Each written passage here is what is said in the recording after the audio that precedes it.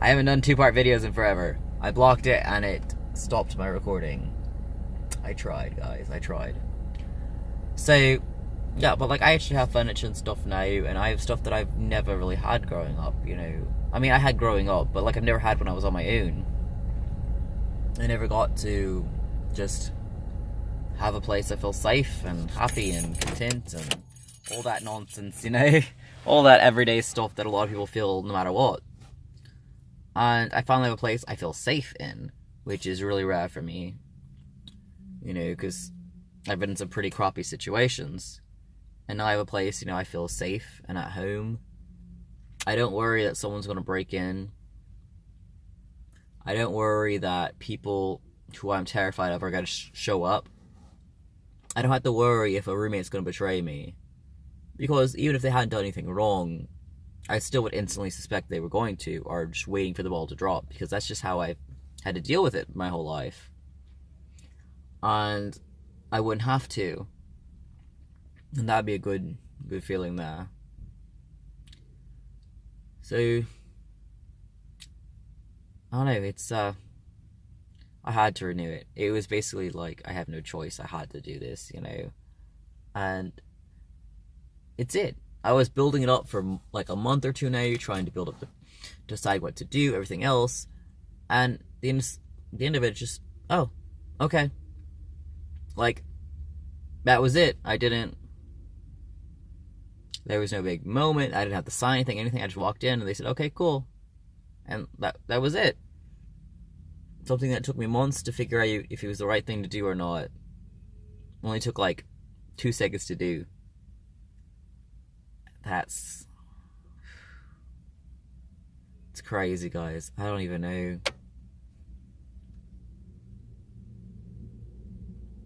Well, I also have some news with my surgery.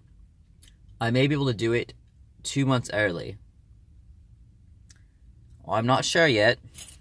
Waiting on them to get back to me on that. But originally they told me I would need 10 days off. I would need to do the day before for pre-op stuff, the day of the surgery, obviously, the day after for aftercare visits and such, and then 7 days later I'm supposed to meet them for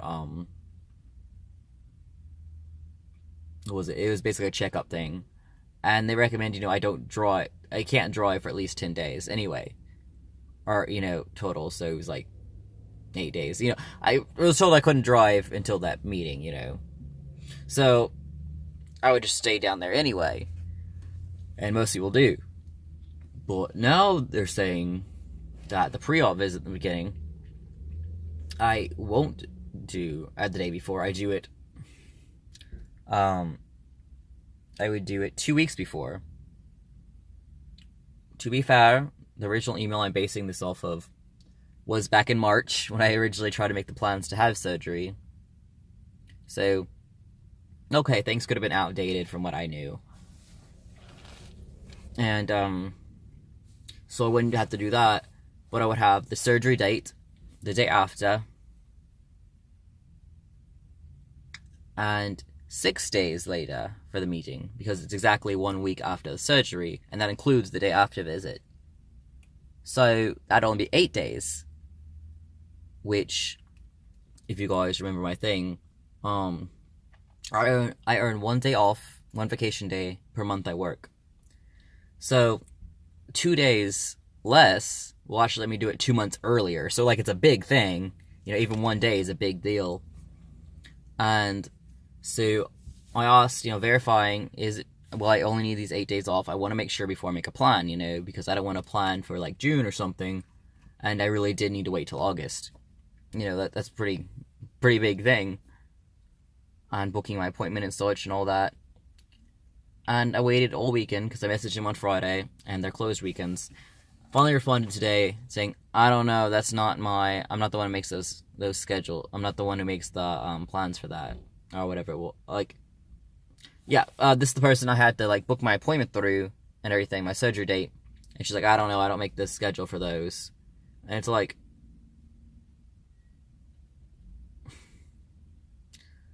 okay, can you ask someone? can you forward me to who does make the schedule? Like, this is a really important thing I need to know before I plan my surgery, you know. Because everything else is done, I have the money, I have everything else. I'm solely just waiting on when I can do this, you know. That's it. They do say that summer appointments go out really fast because, you know, everyone's trying to rush and get surgery, I guess, when they're out. Like, parents, I guess, can get plastic surgery when they no longer have to worry about the kids being in school, you know. They don't have to worry about who's going to pick them up or anything, I guess. I don't know, but they said, you know, that in the summer it's really popular and appointments go really fast. I guess college kids could be getting plastic surgery. I don't know. And it's weird for me to think that I'm going to get plastic surgery. Like, it was so weird walking into the place.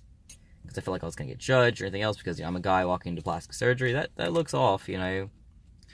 And I had a bad thought process of it. You know, like, you always think of, like, the old rich white women who go get plastic surgery. But honestly, there was one woman who was older and white. I don't know if she's rich, obviously. But, then, like, 3 of the other people were males. I'm assuming trans male, because I mean, I guess there is some surgeries, some plastic surgeries that men could have, like pec enlargement maybe, I don't know. But since this guy is rated the third best in Texas for trans surgeries, odds are that's what they were there for. That's my assumption. Even though some of them I couldn't tell, honestly. Like, I mean, I'm not saying that, you know, we stand out, but when you see a guy who's 6'4" coming in there, that's typically not a trans guy. I mean, obviously it could be, but, like, you know, biological women don't typically get that tall. So good on you, man. Like, whew, I would love to be that tall. So, you know, but yeah, there was 1 or 2 black women, but for the most part it was trans guys, which it's awesome to me. Like, I completely surprised myself with that. They surprised me, whatever. So that was great. Really great. So I'm not sure if I should send another email, be like, could you transfer me or something like that, or if I should just wait for her to do so. Maybe she's not going to. Could you ask, like, you know, any of these things? I don't know. Kind of want to schedule my appointment, you know. Kind of want to. I've been wanting to do this for years now. But in particular, I've been talking back and forth with them since March. So, it's been a long time, you know. It's been almost a year since I've been talking with him. So, it's like, oh man, I did hear that one of the ladies,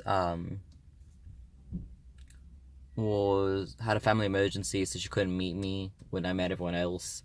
I'm not really sure what her part of the thing was, but she called me to let me know she wouldn't be there, and and I'm like, okay. I think she's just the one who usually has consultations and such. Maybe she's the one who makes the schedule, and that's why they didn't transfer me or anything. But you could at least be like, I'm sorry, I'm not the one who makes that.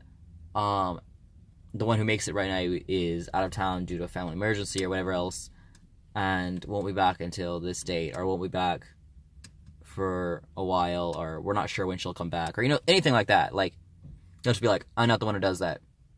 It's like, okay, like, like, you're really making this difficult on me. I've had an amazing experience with them so far, so this is kind of one of those things I'm like, am I missing something? Maybe it was the lady who's out of town. I don't know. I don't remember her name. Was I supposed to? I don't know, guys. But I do know that I should be getting out of my car because people are looking at me weird already. Hate when they do that. Like, dudes, I could be on FaceTime for all you know. But anyway, so 2-part video is weird again. But alright, TF Colm signing off.